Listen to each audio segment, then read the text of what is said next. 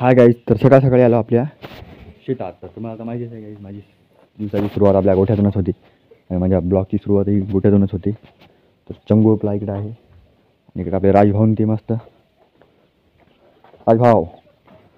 तर आमचा राजा आणि पद्मा इथं बांधलेले आहेत.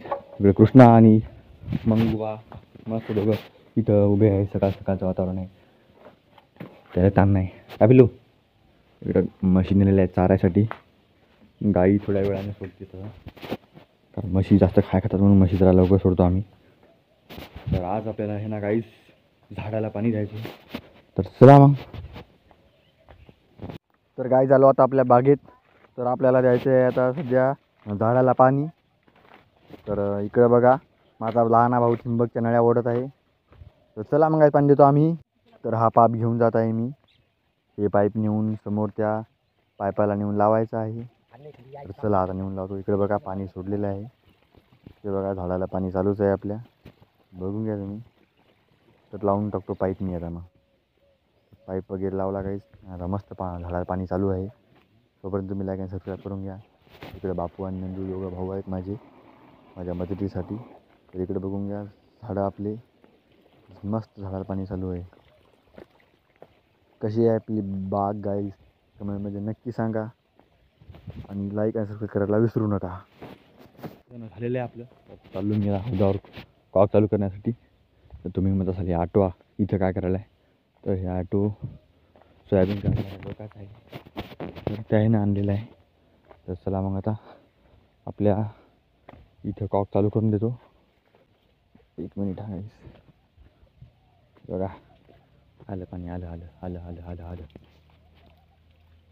कसं आहे गजब.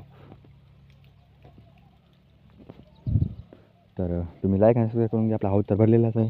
तर हौदावर कॉक केला मी चालू. तर चला मग गाईस पुण्यासाठी आलेलो आहे, कारण की तिकडे टाकी भरायची राहिलेली आहे. त्यामुळे आता पुन्हा एकदा कॉक बंद करावा लागेल मला. तर चला कॉक केला बंद.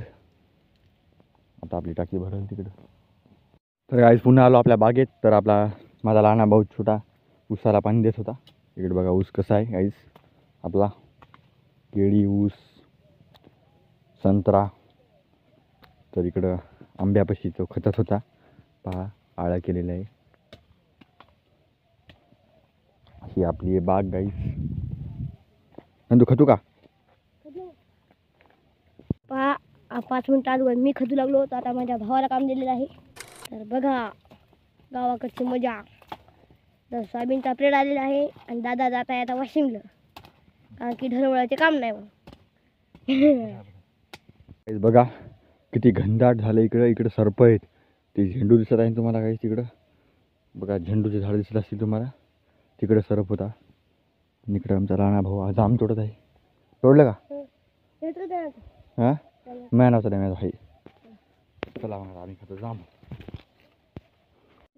आलो ओठ्यावरती.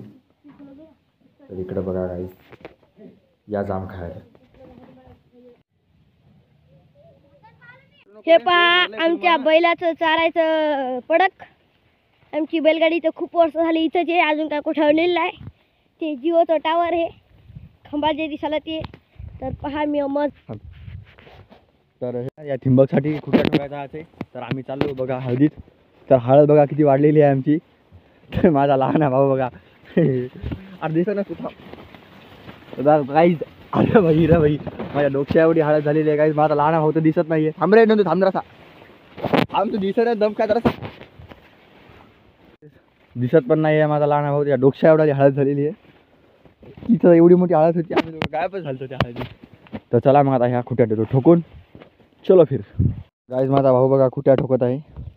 लाव ताकद लाव. तर आमची हळद आहे. या हळदीला थिंबक बांधण्यासाठी इथं अशी खुटी आरवत आहे आम्ही. चला मग रोज काय पाहिजे तुला काय पाहिजे.